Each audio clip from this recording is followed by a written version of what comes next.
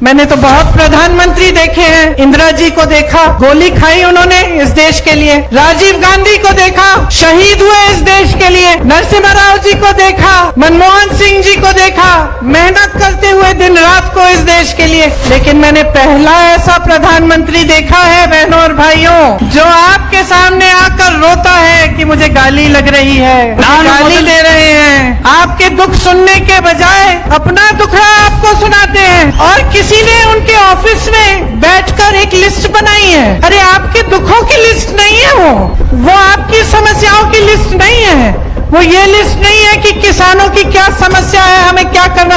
वो ये लिस्ट है कि मोदी जी को कितनी बार किसने गाली दी है। कम से कम एक पन्ने पे फिट तो आ रही है। अगर मेरे परिवार को जो गालियां दी हैं इन लोगों ने, हम लिस्ट बनाना शुरू करें तो हम किताब पे किताब छपवा लेंगे। हिम्मत करो मोदी जी, मेरे भाई से सीखो। मेरा भाई कहता है गाली क्या, मैं गोली खाऊंगा इस देश के लिए। मेरा भाई कहता है सच्चाई के लिए मैं खड़ा रहूंगा। तुम गाली दो, गोली दो, छुरा मारो, कुछ भी कर लो, घबराओ मत मोदी जी, घबराओ मत। ये सार्वजनिक जीवन है, मोदी ये सब सहना पड़ता है, हिम्मत रखनी पड़ती है, आगे बढ़ना पड़ता है।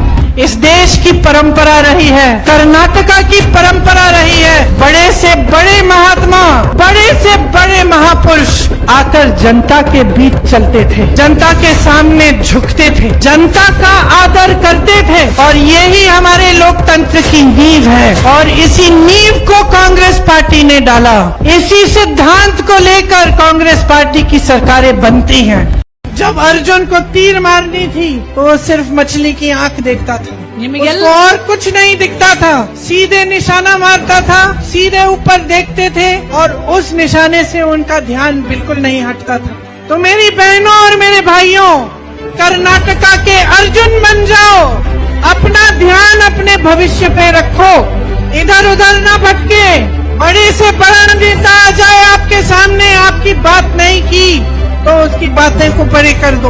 अपना ध्यान अपनी समस्याओं पर, अपने विकास पर, अपने बच्चों के भविष्य पर, अपने पेट भरने पर, अपनी ईमानदारी पर आप अपना ध्यान एकदम सटीक रखो, उसको हिलने मत दो। और समझ जाओ कि चुनाव के सामने या किसी भी समय अगर कोई नेता आपके सामने आकर आपकी बात नहीं करता है, आपके प्रति जवाबदेह नहीं बनता है, आपको ये नहीं बताता है कि क्या करके दिखाया है आपके लिए, तो वो नेता आपका नेता बनने लायक।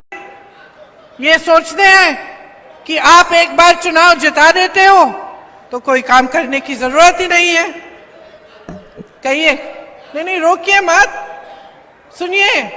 हेलो, आप इधर आ जाओ, इधर आ जाओ।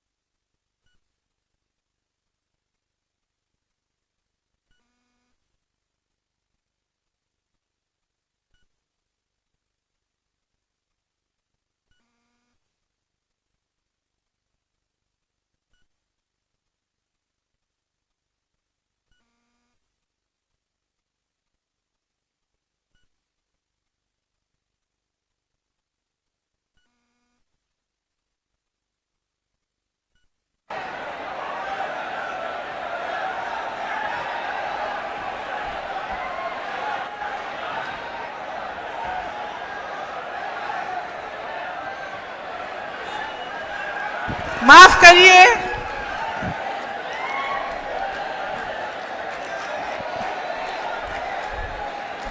बैठ जाइए तो मैं बोलूं।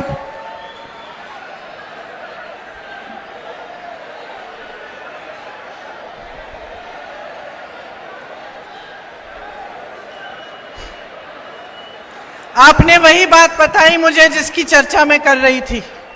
आपने वही बात बताई, धन्यवाद। आपने मुझे बताया कि महीनों से धरना कर रहे हैं, महीनों से इनकी कुछ मांगे हैं, धरना कर रहे हैं, और एक भी मंत्री, एक भी पदाधिकारी नहीं आया इनके पास इनसे पूछने के लिए कि किस लिए आप धरना कर रहे हैं। तो इन्होंने यही बात साबित की है जो मैं कह रही हूं।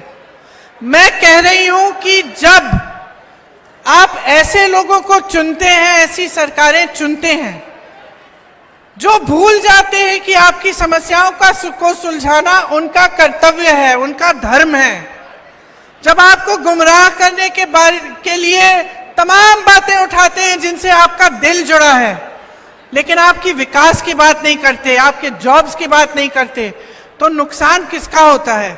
उनका तो नहीं हो रहा है, वो तो अपने महल बना ही रहे हैं, लूट रहे हैं आपको, तो नुकसान किसका हो रहा है? बताइए किसका हो रहा है? आपका नुकसान हो रहा है, आपका नुकसान हो रहा है। आप होने भी दे रहे हैं और आप जाग नहीं रहे। सुनिए, वो चित्र मेरे दिमाग में अभी भी है, मेरे मन में है। मेरे पिता का शव इस तिरंगे झंडे में लपेटा गया था, इस तिरंगे के नीचे मेरे पिता का शव था, और उसके पीछे चलते चलते मेरा भाई यहाँ आया। उस शहीद पिता का अपमान भरी संसद में किया जाता है। उस शहीद के बेटे को आप देशद्रोही कहते हैं, उसकी आप माँ का अपमान करते हैं। आपके मंत्री मेरी माँ का अपमान भरी संसद में करते हैं। आपके एक मुख्यमंत्री कहते हैं कि राहुल गांधी को पता भी नहीं है कि उनका पिता कौन है। आपके प्रधानमंत्री भरी संसद में खड़े होकर कहते हैं कि ये परिवार नेहरू नाम को इस्तेमाल क्यों नहीं करता। पूरे परिवार का अपमान करते हैं, कश्मीरी पंडित समाज के रिवाज का अपमान करते हैं, लेकिन आप पर कोई मुकदमा नहीं होता। आपको 2 साल की कोई सजा नहीं मिलती, आपको जेल की सजा नहीं मिलती, आपको संसद से कोई बाहर नहीं निकालता, आपको मना नहीं करता कि 8 सालों के लिए आप चुनाव नहीं लड़ सकते। क्यों? मैं पूछना चाहती हूँ क्यों? आज तक हम चुप रहे हैं, हमारे परिवार का अपमान करते गए। मेरे भाई ने क्या कहा? संसद में वो मोदी जी के पास गए और उनसे गले लगे। मेरे भाई ने कहा मैं आपसे नफरत नहीं करता हूँ, मेरे दिल में आपके लिए कोई नफरत नहीं है, हमारी विचारधारा अलग है, लेकिन हमारी नफरत की विचारधारा नहीं है। तो मैं पूछना चाहती हूँ, एक आदमी का कितना अपमान करोगे, कितना अपमान करोगे? क्या यही है इस देश की परंपरा? मोदी जी तो कहते हैं कि मैंने सपना देखा था, सुबह कह रहे थे मैंने सपना देखा था कि मैं कर्नाटका को देश का सबसे विकसित प्रदेश बनाऊंगा। वाह वाह,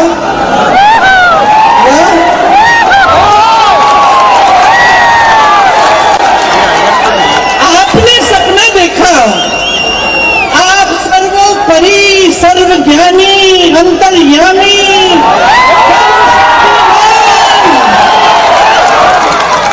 आपने सपना देखा और आपका सपना साकार नहीं हुआ। किसकी हिम्मत थी भाई कि आपका सपना तोड़ा? मैं बताती हूँ, आप ही की बीजेपी की सरकार ने सपना तोड़ा, क्योंकि कर्नाटका प्रदेश को लूट कर तोड़ा। और आप क्या कर रहे थे प्रधानमंत्री जी, क्या कर रहे थे जब ये लूट मच रहा था? आंखें बंद करके सपना देख रहे थे क्या?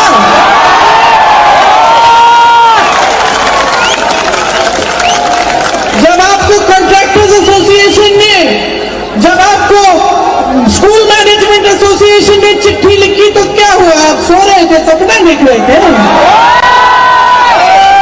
तो देखिए, उनको जागना है और या नहीं जागना है वो उनका प्रॉब्लम है, आप तो जागिए, अपने प्रदेश को बचाइए इन लुटेरों से। हम भारतीय नागरिक हैं, ये देश आपका है, हमारे ऊपर एक जबरदस्त जिम्मेदारी है। इस देश की संपत्ति आपकी है। कहीं जो गरीब हैं, जो दबे हुए लोग हैं, कमजोर हैं किसी कारण, उनकी मांग में पीछे न हटें। एक एक देशवासी के लिए जो आज गरीब है, जो परेशान है, ये सरकार आपके लिए नहीं चल रही है। वो मजबूत होंगे तो सारा देश मजबूत। आपके संघर्ष में पूरी कांग्रेस पार्टी आपके साथ है, पूरा देश आपके साथ है, साथ है। ఓ ముత్యాలారమ్మ ఓ మురిపాల కొమ్మ ఓ పున్నమి బొమ్మ ఓ పుత్తడి గుమ్మ ఓ